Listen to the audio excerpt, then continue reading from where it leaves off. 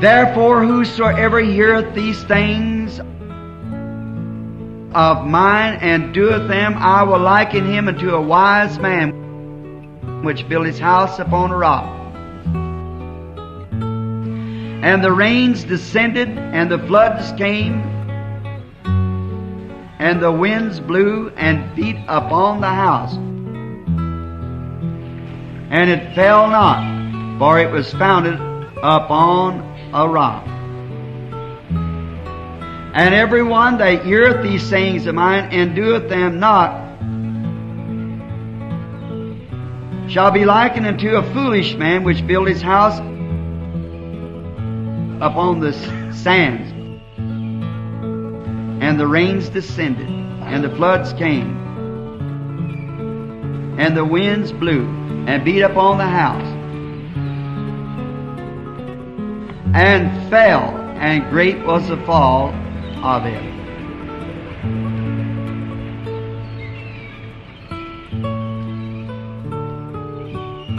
I pray the Holy Spirit will reveal it. Jesus was speaking here of a coming storm which has got to strike every man and every woman that's born in the world. There's just no way out of it. That storm will strike you sometime or other. And it depends on what kind of a foundation that you have, whether your house will weather it or not. There's been many lives saved because of preparation for storms. And there's been many a life lost because of failing to take heed to the warning of storms that's coming. Not long ago, I was told of a story that happened, I believe I read it in a newspaper, down in Florida. They have many great storms that sweeps through Florida. Typhoons that come in off the sea and brings the water for city blocks up into the city and sweeps out everything. And I'm told that their weather prophets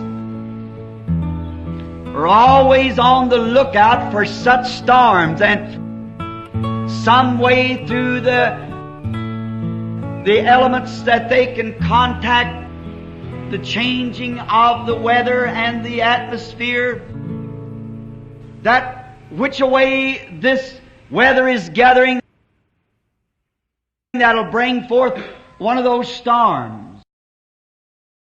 Because they've made it a life study. And by certain instruments and things that science has provided them. And then by calling ahead and hearing of which way the storm's coming, how much wind it's got behind him, which way other storms are coming or winds, whether it's able to combat, to shove away the storm. I could stop here and preach for an hour on that. That it takes a greater storm that's coming, it takes a higher wind to turn that storm.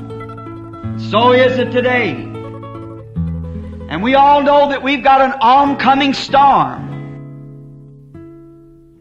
And the only wind that I know that can turn that storm will be that rushing wind that fell on the day of Pentecost. And then there's only one thing that can turn that storm. And that's a more powerful storm that can beset it and change its course. And these prophets of the weather in Florida are pretty accurate with their prophesying. They are set for that purpose, to warn the people. I was reading, or forget just now, I believe it was in a newspaper, of a storm a few years ago that was on its way across Florida, Central Florida, and all the regions around Okeechobee was warned. I just left there about 5 weeks ago. And there was a neighbor man who kept in contact with radio all the time because of these storms, and he was a very renowned Christian. And he heard that the great typhoon was coming that way, twisting down trees, and everyone was warned to get to safety. And he thought of his neighbor who had a chicken farm and some light buildings with their chickens in them, their brooder houses and so forth, and their pens, where all that they had in life was tied up with these chickens of their living. And he rushed quickly, frantically up to the gate and stopped his car and jumped out and said to this fella, "Take all the chickens and put them in your storm shelter, and you rush over to mine because there is coming a typhoon or a storm that's going to twist everything down." And the man stood and looked him in the face and laughed at him and said, "Nonsense. I've heard them predict such things before, and it never did happen." And the Christian neighbor was so excited, he said, "But what if it does happen?"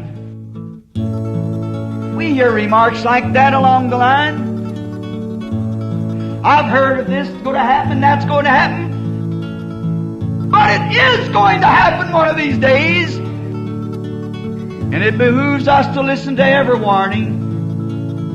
But this man said, "I have no time for such foolishness. I raise chickens and I have no time for such." And he cried out. The neighbor said, "In the name of God," he said, "leave those chickens alone, them, John, and come quickly. You and your family, if you don't want to believe it. Let your family come."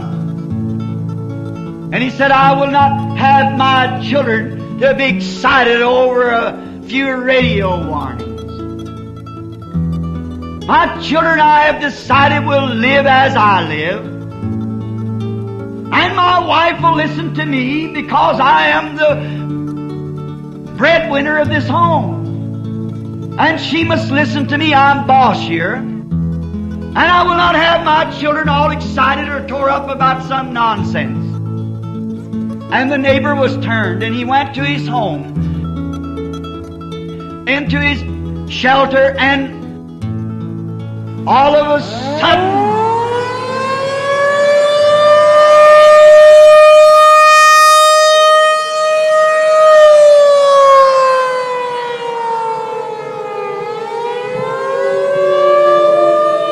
the cloud was up on him before they knew it. That's the way judgment strikes. It comes so sudden. You wonder how it can get there so quick. I've seen cruel man who once cursed God fall and scream and say, "How could you treat me this way?" The whole, every foundation was swept out from under him in a moment. It pays to take warning. Oh, you might laugh at the messenger. You might be able even to kill him. But you cannot kill the message. It will go on just the same. God's message is eternal. His words will never fail. Paul was successfully in having Stephen stoned.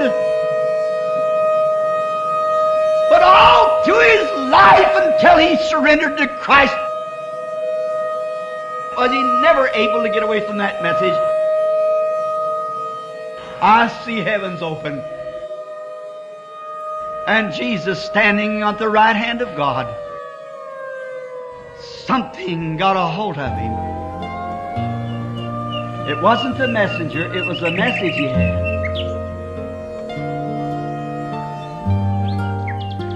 How much more has He made a way of escape for us? We feel the Holy Spirit tugging at our heart. The hour is coming. We see the shadows of the atomic age. We see the shadows of the Hadron age. We see nations are breaking. Israel awakening. The storms are coming. There's a hiding place. Oh, a blessed hiding place. It's in Christ.